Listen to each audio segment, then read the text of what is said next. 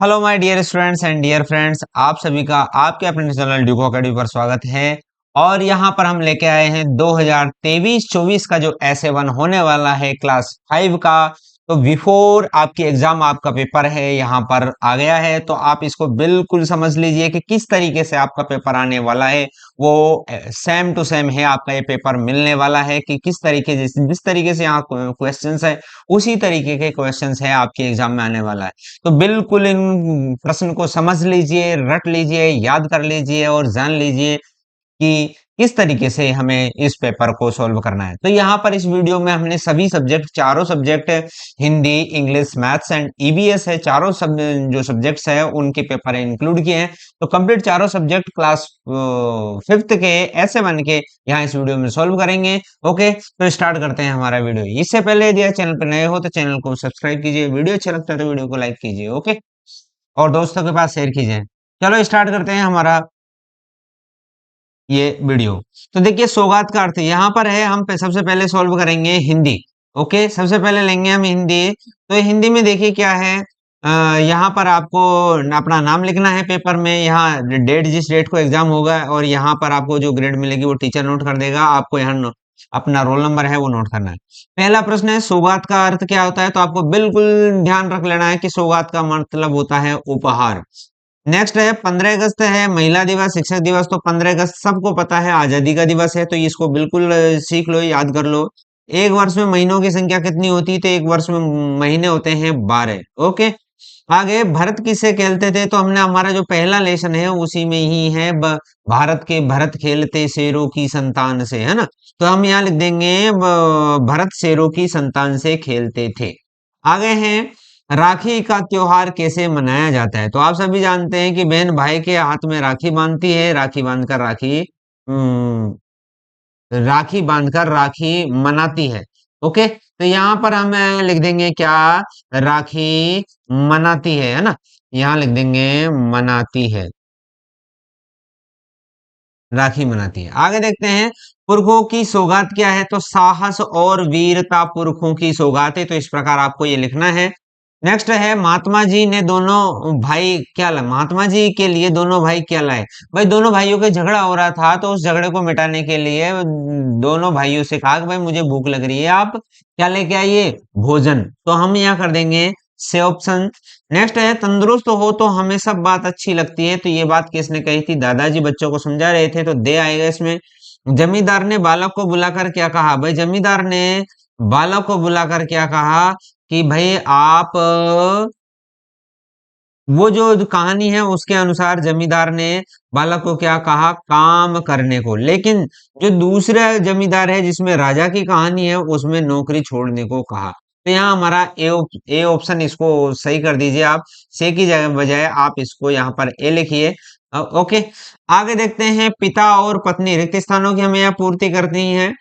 पिता ने पत्नी और बेटी को कुछ दिनों के लिए बाहर भेज दिया। भाई आपने जो स्टोरी है पढ़ी है उसमें है कि वो पिता है अपने बेटे को काम करना सिखाने के लिए, ये कहता है कि कुछ कमा के लेके आओ। तो वो एक बार अपनी माँ से ले आता है, बहन से पैसा ले आता है, लेकिन कमाता कुछ नहीं है।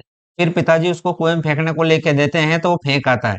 तो उसने, पिताजी ने कहा कि भाई तुम दोनों बाहर निकल जाओ और तो कुछ दिन के लिए। तो उसने पिता ने पत्नी और बेटी को बाहर भेज दिया। आगे है, नेक्स्ट, आ ही गए तो परीक्षा देनी ही पड़ेगी।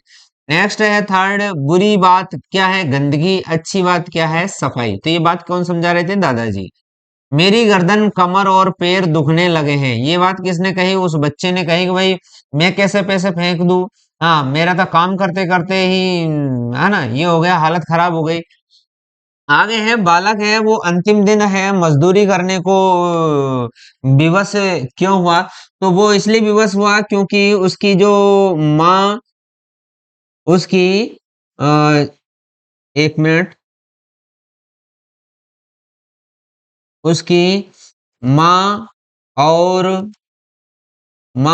बहन को पिताजी ने बाहर भेज दिया था, बाहर भेज दिया था। ओके, बाहर भेज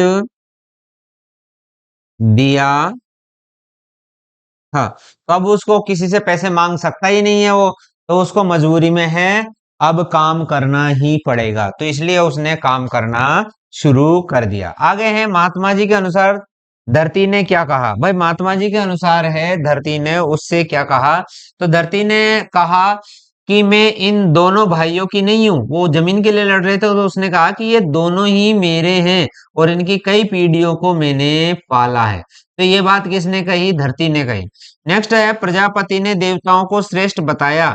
भाई यहाँ पर कह रहा है कि क्यों क्यों किसे बताया और क्यों बताया, क्योंकि उन्होंने सहकार की भावना से काम किया।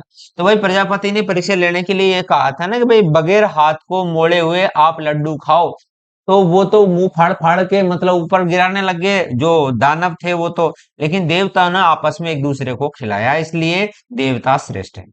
अब आते हैं हमारे इसके व्याकरण खंड पर। तो चिनगारी को देखो, चिनगारियां का सिंगुलर हो जाएगा चिंगारी, मिठाई का एक वचन हो जाएगा मिठाइयां का मिठाई, दवाइयां का दवाई, सवारियां का सवारी, फुलवारियां का फुलवारी, क्यारियां का क्यारी। ओके, ऐसे ही है क्या, पेड़, तो पेड़ हमें इसका हमें शब्दों का वाक्य में प्रयोग करना था, तो आप अपनी इच्छा से कुछ भी बना सकते हैं।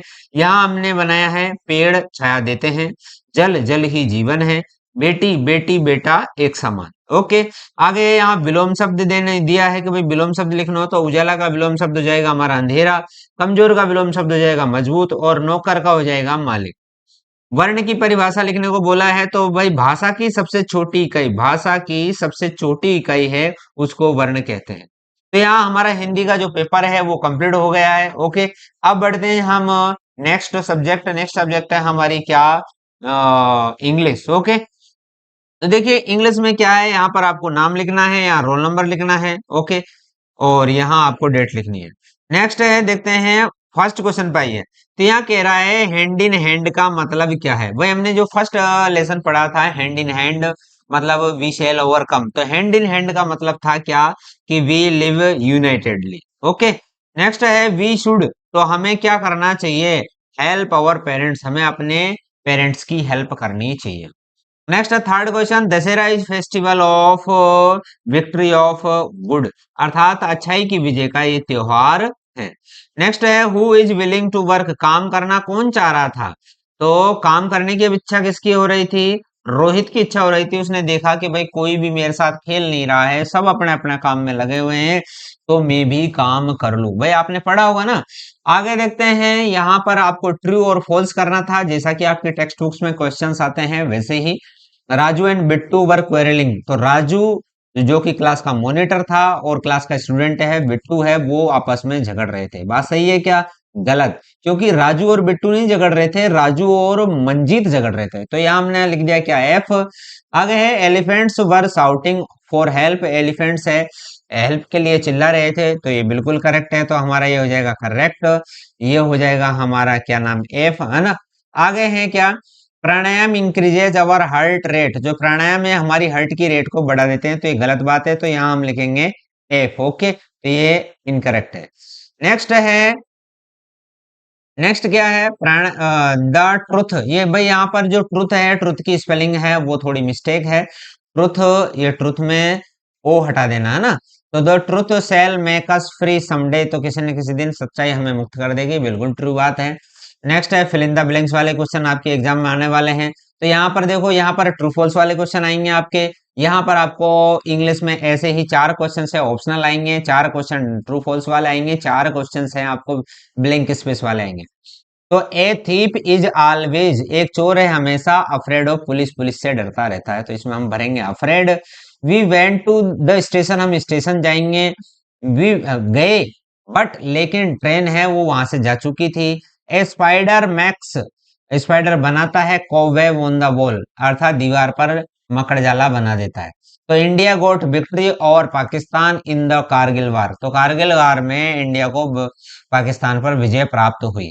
तो इस प्रकार 4 क्वेश्चन है आपके ब्लैंक स्पेस के आएंगे। अब आगे आएंगे आपके क्या, जंबल लेटर्स वाला क्वेश्चन आएगा आपको, जैसा कि मैंने बताया है तो यहाँ इनको भाई आपको देख के थोड़ा माइंड अप्लाई करके पहचाननी है कि ये स्पेलिंग किसकी है, और फिर उस स्पेलिंग को सही आपको यहाँ पर आगे लिखना है। जैसे यहाँ है कोबवेब की स्पेलिंग है तो यहाँ कोबवेब की स्पेलिंग लिख देंगे, ये स्क्रैप्स की है तो यहाँ स्क्रैप्स लिख देंगे, ये ब्रूम है तो ब्रूम की स्पेलिंग लिख देंगे, ये टेम्पल है तो टेम्पल लिख देंगे। ओके, समझ में आ गया। अब आगे बढ़ते हैं, यहाँ पर ऐसे ही 4 क्वेश्चंस आएंगे आपके, है ना। आपके 4 क्या, यहाँ पर 5 क्वेश्चंस आएंगे जो कि बड़े क्वेश्चंस होंगे। तो यहाँ पर देखिए जो कि बुक से होंगे, है ना। तो यहाँ देखिए where did Nitin and Shivam go one day in the morning, तो एक दिन मॉर्निंग को सुबह सुबह है नितिन कहाँ गए, तो यहाँ हम लिख देंगे Nitin and Shivam went to a park, कहाँ पर गए, वो पार्क में गए, one day in the morning. Okay, next है what is the name of the class monitor, तो क्लास मॉनिटर का नाम क्या है, तो the name of the class monitor was Raju, तो उसका नाम क्या था, राजू था। What is the colour of the milk, milk का कलर है वो क्या होता है, वो मिल्क का कलर क्या होता है आप जानते हैं ना। तो मिल्क का कलर हमें लिखना है क्या, the colour of milk is white. Okay, next है क्या, why do we celebrate Dussehra, Dussehra हम क्यों मनाते हैं, तो we celebrate Dussehra to celebrate the victory of good over evil, अर्थात अच्छाई की बुराई पर जीत को सेलिब्रेट मनाने के लिए हम दशहरा मनाते हैं। ऑन दिस डे, इस दिन गॉड राम गोट विक्ट्री ओवर रावण, इस दिन है भगवान राम ने रावण पे विजय प्राप्त की। लास्ट प्रश्न है why did birds and animals in the garden not play with Rohit, तो पक्षी पशु पक्षी है वो रोहित के साथ क्यों नहीं खेले, तो हम इसका आंसर लिख देंगे the birds and animals in the garden did not play with Rohit because, क्योंकि they were busy in their work, क्योंकि वो अपने काम में व्यस्त है। ठीक, ओके, तो इस प्रकार हमारा इंग्लिश का कंप्लीट होता है। अब बढ़ते हैं हम किस में, गणित की जो आपका पेपर है उसकी तरफ, मैथ्स वाला। तो मैथ्स में देखिए यहाँ पर आपको सबसे पहले क्या है, यहाँ पर फर्स्ट क्वेश्चन क्या है, छोटे से बड़े क्रम में लिखना था, तो यहाँ हम छोटे से बड़े क्रम में इस प्रकार है लिख देंगे। ओके, पहले सबसे छोटी संख्या, फिर बड़ी संख्या, फिर बड़ी संख्या। ओके, तो इज ग्रेटर देन, इज है ना, तो इस प्रकार आप लिख देंगे। आगे हैं ये यहाँ पर नेक्स्ट, नीचे दी गई संख्याओं को छोटे क्रम में लिखना है, तो छोटे क्रम में लिखना है तो इनको पहले बड़ी संख्या लिखेंगे, फिर छोटी, फिर छोटी, फिर छोटी, फिर सबसे छोटी संख्या आपको लिखनी है। ओके, आगे देखते हैं विस्तारित रूप लिखना है, तो विस्तारित रूप में कुछ नहीं है, आपको पहला अंक और पीछे जितने भी अंक है उतने जीरो लगानी है।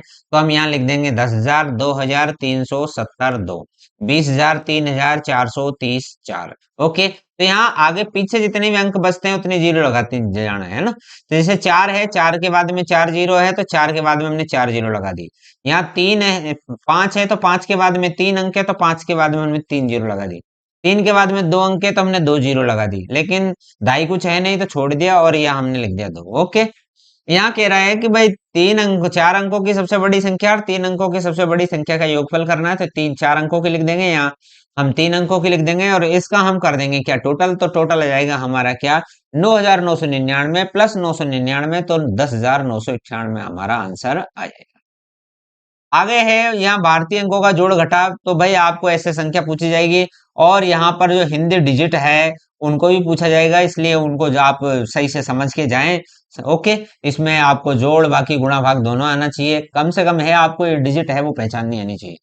तो यहाँ पर देखिए, यहाँ पर हमने प्लस कर दिया, तो प्लस करने पर यहाँ पर हमारा आ गया 7,222। ऐसे यहाँ पर हम प्लस करेंगे, तो यहाँ देखो 7 प्लस 1, 7 प्लस 1 तो 8 हो गया। यहाँ पर है 5 प्लस 6 तो ये 11 हो गया, तो उसका हमने 1 लिख दिया। और यहाँ पर है क्या 3 और 5, तो 3 और 5 और 8 और 1 9 हो गया, और ये हो गया कितना 6। तो इस प्रकार हमने इसको प्लस कर दिया, इसको प्लस कर दिया, और इसको हम करते हैं माइनस, तो इस प्रकार इसका उत्तर आएगा कितना, 7,000, 7,000, सॉरी 6,700 और 47। आगे बढ़ते हैं, क्या यहाँ पर दे रखा है क्या, दो संख्याओं का योगफल है कितना 9,732, और एक संख्या है 3,800 और 46। तो यहाँ पर हम 9,732 में से 3,846 घटा देते हैं, तो हमारे बचता है क्या 5,886।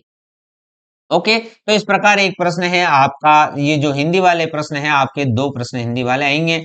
आगे हैं क्या है, एक पैकेट में 255 टॉफियां हैं और 45 पैकेट है, तो एक पैकेट में कितनी टॉफी है? 255। टोटल पैकेट कितने हैं? 45। तो हम तो कुल टॉफियां ज्ञात करने के लिए क्या करेंगे? 255 इंटू 45 करेंगे तो हमारा आंसर आ जाएगा कितना? 11,475। ओके, आगे देखते हैं। यहाँ कह रहा है कि वह बड़ी से बड़ी संख्या ज्ञात करो। ज्ञात, ये गलत लिखा हुआ है ना, जो जिसका 45 और 75 दोनों में पूरा पूरा भाग जाता है। तो हम गुणनखंड विधि से यहाँ 45 और 75 का गुणनखंड करेंगे तो हमारे 5 गुणा 3 आ गया, जो दोनों में कॉमन है। तो 5 और 3 को हम क्या कर देंगे? गुणा। तो 5 3 हमारा 15 जाएगा। तो 15 सबसे बड़ी संख्या जिसका भाग इस 15 इसमें 45 में भी जाता है और 75 में भी जाता है। भाई 15 3 45 और 15 पौने 75। ठीक है, आगे बढ़ते हैं। नेक्स्ट है प्रश्न संख्या 9। तो यहाँ दे रखा है क्या? रानू ने बाजार से 6 मीटर लंबी रिबन खरीदी। 4 सहेलियों में बराबर बांटना है तो कुल लंबाई उसकी 6 मीटर, चारों में बांटना है तो हम कर देंगे इसको क्या? 6/4। तो हमारा आंसर आ जाएगा कितना? 1.5 मीटर। नेक्स्ट है प्रश्न संख्या 10। तो यहाँ दे रखा है कि इनको दशमलव में चेंज करना है। भाई दशमलव का एक ही रूल है कि दशमलव के बाद में जितने अंक होते हैं उतनी ही आपको जीरो लगानी है। तो यहाँ 2.9 है तो एक जीरो हो गई। यहाँ पॉइंट के बाद में 2 अंक है तो यहाँ 2 जीरो हो गई। यहाँ पॉइंट के बाद में 3 है तो यहाँ 3 जीरो हो गई।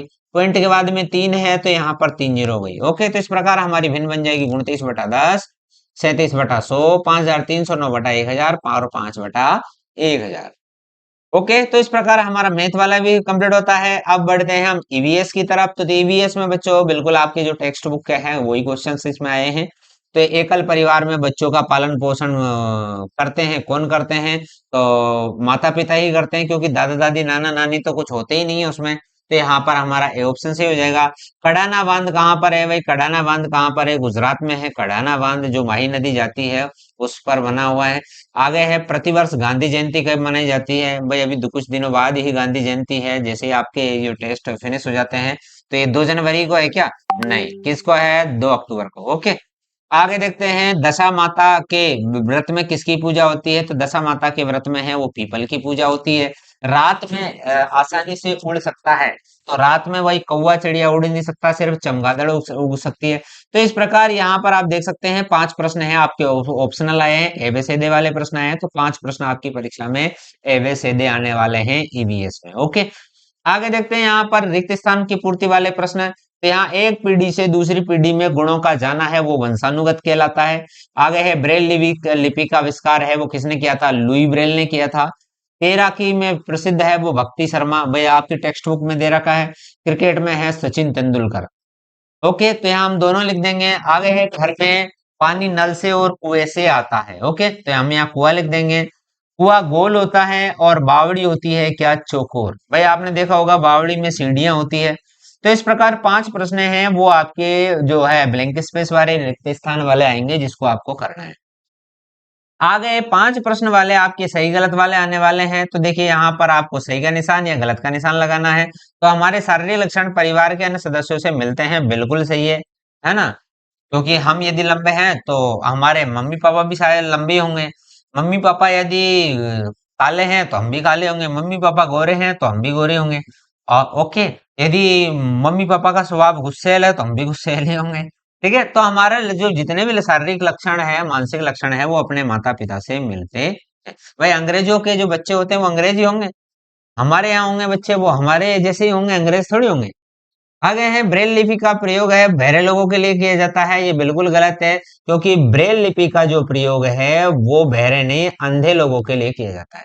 आगे है स्वच्छ भारत मिशन भारत सरकार द्वारा प्रारंभ किया गया है, बिल्कुल सही है। शौचालय बनवाने के लिए भारत सरकार द्वारा आर्थिक सहायता दी जाती है, बिल्कुल सही है।